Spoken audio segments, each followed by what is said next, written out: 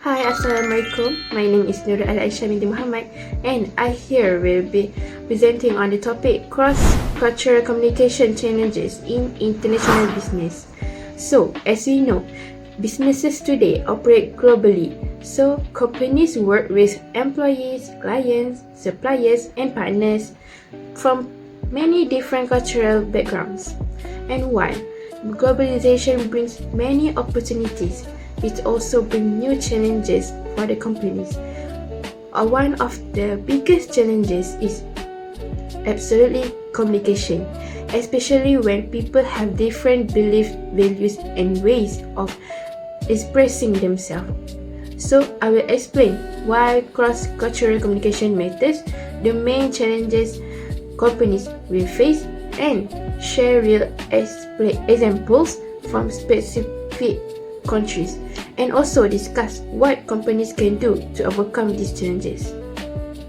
So as you can see here, cross-cultural communication is more than just speaking in English or using translation. It involves understanding, for example, different values, behaviors, non-verbal cues, level of politeness, and business ethics. Companies may face communication, project delays, uncomfortable teamwork, failed business deals, and loss of trust. So, understanding culture is not optional. It is a major factor that determines business success. Alright, there are three major challenges most companies face when dealing with different cultures. First, different communication styles. Some cultures use direct communication. For example, the US, Canada, and Germany. They express opinions clearly. They say no directly, and they expect fast feedback. Other cultures use indirect communication like Japan, Korea, and our country itself, Malaysia. So people avoid saying no, it means they try to maintain harmony and they use polite or softer language. This difference often causes confusion. So, secondly, language and meaning. Even if everyone speaks English, the meaning can still be different. For example, we should consider this. In the US, it means let's think about it. In some Asian cultures, it means I disagree politely. Idioms, vocabulary, and tone also create misunderstanding. So third, different values and ethics. Cultures differ in how they view, for example, time and punctuality, hierarchy and authority, eye contact, or even giving feedback. For example, I will give to you. Some cultures think direct criticism is rude, others think it is honest and necessary. So, these differences create communication challenges in global teams.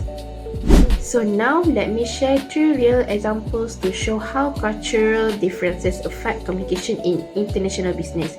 So, example 1, between Japan versus United States. So, meaning of yes, Japan is high context culture. Japanese people rely on non-verbal cues, tone, and politeness.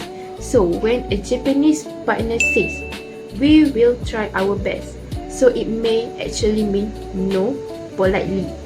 But Americans from a low context culture interpret it as positive sign. This happened in a real negotiation between a US company and a Japanese manufacturer. The Americans thought that Japanese agreed, but in reality the Japanese team was rejecting politely. So it caused a 3 months delay in the project. So next example is between India and United States.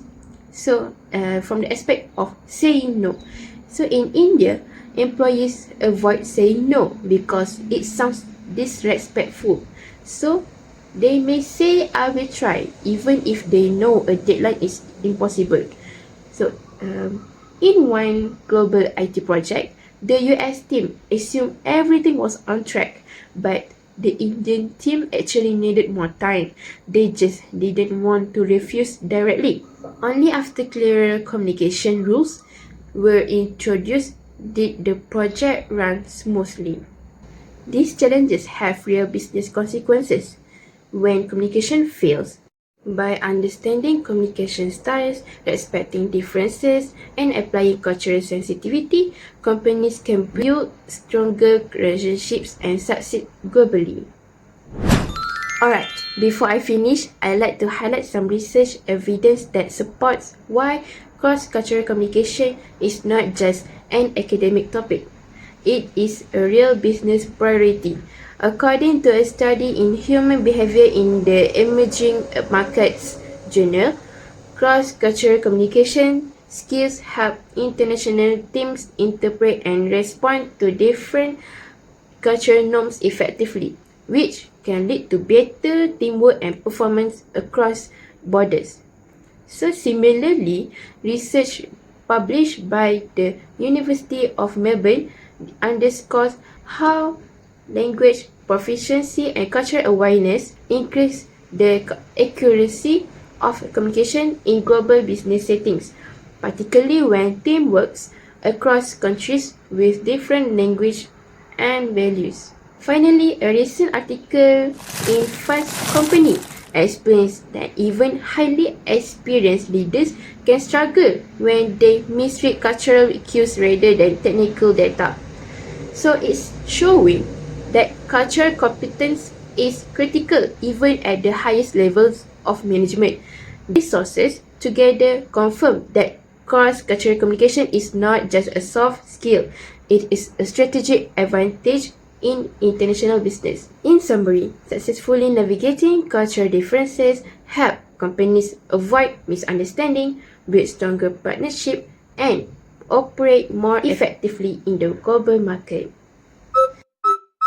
Alright, that's all from me from the topic cross-cultural communication in international business. So, thank you for listening from the beginning and until now. And see you next episode with a new topic. And Assalamualaikum.